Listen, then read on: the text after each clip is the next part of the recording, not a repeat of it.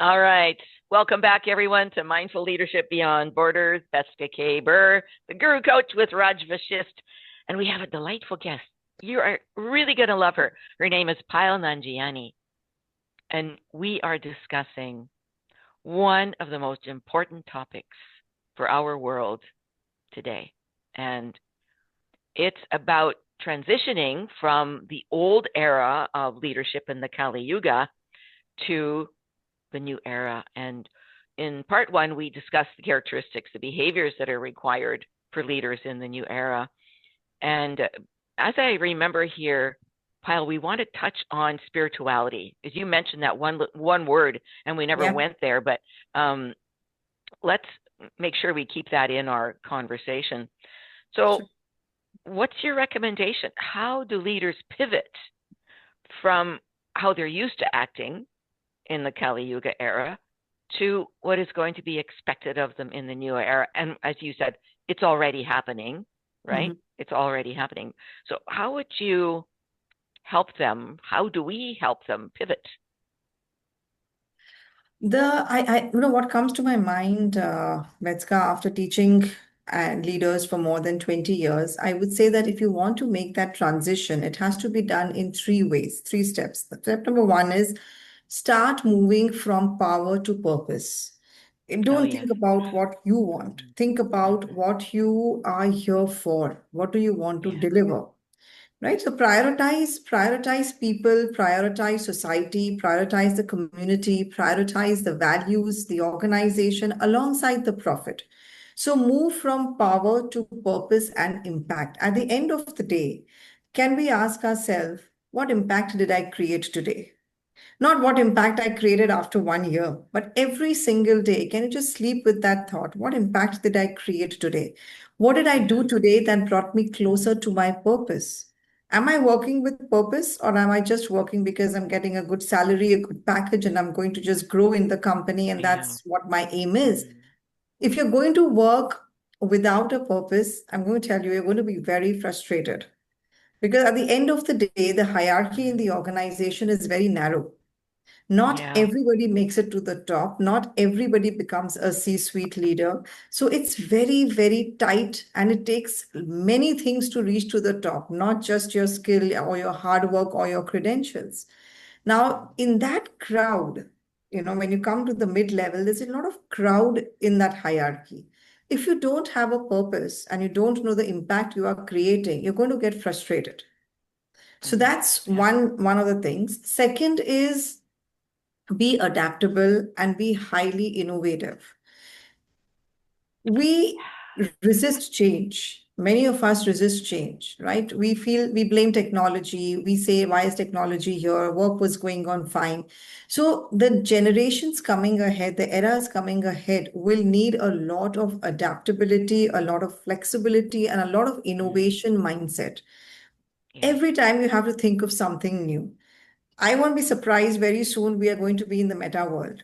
What all is coming up there? People are already having their executives, avatars over there. So you have to start adapting rather than running away. And third, and I think for me, this is the most important from what I teach my clients is to move to the new era, you will have to have a lot of self-mastery.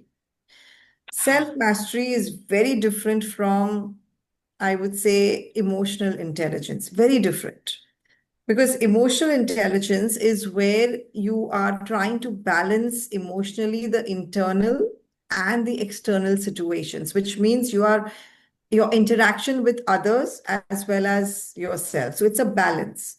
Self-mastery means your full focus is first on yourself, on leading yourself, on what all you can work inside of you to achieve the outside result. So there is something I always say in my books, and it is something I write everywhere, is that leadership is an inside game. And unless you know how to win this game internally, you can never win it externally. So I think these three would be the pivots that you need to move towards. So from power to purpose. That makes a lot of sense. Yeah. And also to have a passion, like many people Yeah. I work with don't even have a passion. They can't connect with that word. Like, what is really important to you in your life right now, right? Yeah. What is the biggest contribution you can make? Absolutely. Yeah. I believe that all of us have been born with a lot of potential, and we all have been born with something where we can leave the corporate world or the world at large in a better way than what we found. Yes, So yes, that for is sure. something will come only with self-mastery. When you go deep within, question yourself, you will know what is the reason you are here for. Yes, exactly. Mm. And I loved what you said in point number 2, be adaptive and flexible, be innovative. And Absolutely. let's move let's go deeper into that discussion, because Raj and I are firm believers in meditation. I mean, we do a lot of it. And I couldn't run our business along with my husband. We run it together.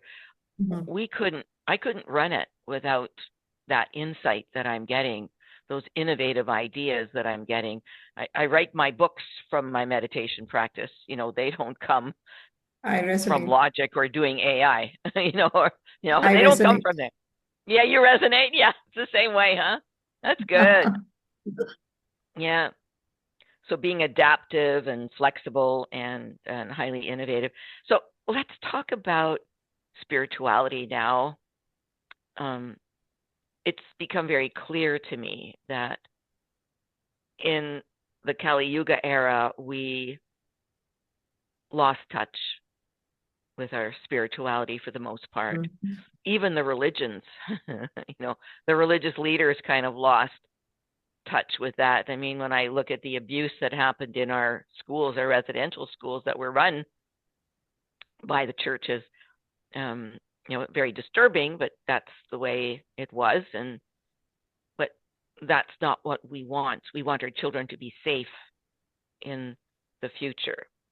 So, um, tell us about your beliefs around spirituality for leaders and what they can do to connect with that spirituality in order to prepare themselves for the new era. What do you think? Yeah, I mean, you're very right. Spirituality, see, has nothing to do with anybody's religion. Spirituality is Yeah. something that you are, how much you are within yourself, how much you are connected with the universe. The universe can be anything. It can be God, it can be anything that you have an anchor on. Yes. And the more we move from doing to being, Mm. that's where the whole difference is. You have to begin to see people and yourself as human experiences. That Mm. consciousness has to be in you to see yourself and others as human experiences, not just human doings who are defined by profits and numbers and achievements and titles. So, in fact, I remember very clearly it was my second book, which was titled Achieve Unstoppable Success, where the opening chapter is titled, Who Am I? Yeah. And we don't ask that. When I ask people, I said, so okay, so if you had to tell something about yourself or you have to introduce yourself, what would you say? And they immediately start, hey, I am so and so, I work here, I'm the VP of this company. That's not you. That's That's right. the Yeah. titles, that's the definition, that's your job that has been given Yeah. to you. Who are you? And they have no answer. No. And the problem is the day which will happen eventually, if not sooner than later, the day these titles, these positions, the company, everything goes off. I have witnessed most successful people go into depression because they lose their Yeah. identity. That's right. Yeah. Big time. Spirituality helps you to stay grounded with yourself. It makes you realize Mm. you are not all of these titles. It is not this Mm. work that defines you. Tomorrow, the Mm. work might not be there, the title might not be there, but you are there. So, who Yeah. are you as a person? You have to realize that you are not a wife, you are not a husband, you're much more than that. That Mm. consciousness, when you get that I am a human experience, your entire way of leading people changes. And I will tell you this, I have seen so many leaders who are extremely successful have learned that they are beyond all of this titles and job descriptions. They are here for a purpose Yeah. and they Yeah. want to fulfill that purpose. Mm. And that only comes when you are grounded in spirituality and when you have connected with yourself, realizing who you are. And the second So, question, why I'm here, that is also important. Yeah. why I'm here, yeah. Yeah. Why I did We are we was not choose so here to come curious. here? just Yeah. I was We are very not just here. upset. See, Betska is not doing this podcast just because she has to do. There is a deep reason she's connecting with people. You're here. So there's a deep reason for all of this. Hmm. Absolutely. Yeah. Um, what was my next question going to be? We were talking about uh, all right. So spirituality is important, and so they're in order to find out who they really are, then they need to look inside. Yeah. They need to spend time inside themselves to say, who am I? Why am I here? What is my passion? And how can I support others to grow? Yeah. Mm-hmm. Right on. So, um, Payal, if you had one wish for the future of this industry of leadership, what would it be? Oh, that's a nice one. If I had one wish for the future of this industry for leaders and for leadership, it would be focus more on yourself first. Mm, yeah. We say it, it's not being done. I think people Mm, need to realize that yeah. before you lead somebody else, before you motivate someone, inspire someone, are you Mm, inspired yourself? Are mm, you yourself motivated? You really have to work a lot on yourself. And I'm telling you this, and I'm telling this to everyone who's hearing this. There is so much to learn and discover about yourself that if you just mm. spend enough time doing that, you will have no complaints in life. You will not have time to backbite anybody. You will Yeah. have no time to get into depressions or get sad about things or have conflicts with people. You will be so full in yourself that you will be able to lead others from that consciousness and from that level. And then automatically people want to follow you. Automatically work gets done. In an age of AI, this is one imperative thing we all need to do. Work so much on yourself that you're full of gratitude. Yeah. There is no time Mm, for anything else. And that's mm-hmm, the time we will see everybody moving into that new era. mm-hmm. And work on the subconscious, right? What is there that we Mhm. don't know is Yeah, there, right? yeah, Yes. yeah. Yeah. The more time you spend with yourself, you automatically go into that zone of Mm, subconsciousness. yeah. Oh, yeah, you can definitely. Uh, we use some very deep tools to take people there, and I'm very grateful because the leaders often go, "What? Where did that come from?" Right? Something just sort of just bubbles up, and they go, "Oh my God!" It's been hidden for years and years and years. So, Yeah. Pyle, just as we are ending our recording here, I'm just wondering about. Do you have a story, like a leadership story, you could share of a leader that has gone from being an old leader to being a new leader already? Do you have one? Yeah, sure. Without Okay. putting in the name, Yeah. I would tell you about this one person who I coached, and he came to me while he was the director at a company. And he was totally lost because Mm, despite all the hard work, despite all the efforts that he was putting in, he was just not moving ahead. And he had mm, been in the same role, in the same company for more than 7 years. already 45 to 46 years of age and getting truly frustrated with everything around, that people were getting promoted, he was not. And he just talked himself out of his dreams. He talked himself out of his actual dream that he wanted to get into a C-suite role. Plus, add to it, there were so many issues happening in his personal life where Ah, he was on the verge of a divorce and had a very abusive marriage for that thing. And no, I'm not a life coach, so I don't go there. But I do know that your personal life is very connected to your professional life.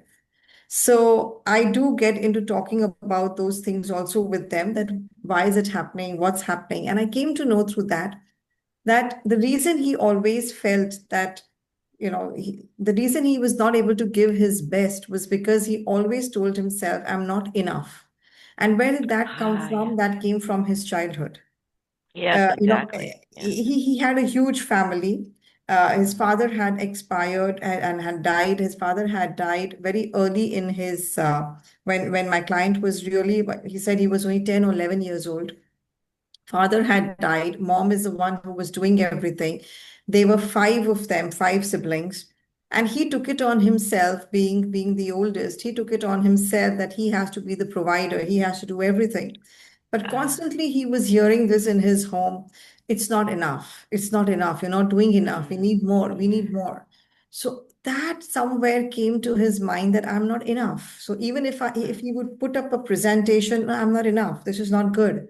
mm, If he had to give a presentation or give a talk or do something in the company, this is not me. This is so all of that kept working on him. And you would be surprised the amount of credentials, experience, and skills that this person has. yeah. So when he and me, we worked on him inside out, and then started positioning him outside, started marketing him, starting putting him in the right position, on the in the market, started building his executive presence. Everything then changed, and today Mm. he is a CEO of a company. Ah, bravo. Yeah, Yeah, but it took time. bravo. I would not say Yeah. it was like an 8-month program for me, which I hmm did. So all my clients Yeah. work with me for a longer duration because they know hmm transformation and making that Yeah. change and building that strategy to position you for a higher role takes some time. Yeah, it does. Well, great story. I'm really glad I asked. Yeah. So, yeah, thank you, Pyle. Wow, great conversation.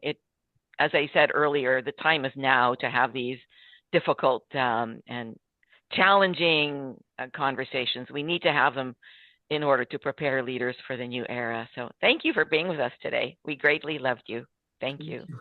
Thank you. Thank you to you and Raj. And Thank you. it was a lovely conversation. Thank you. Beautiful questions. Thank you. Thank you. You're welcome.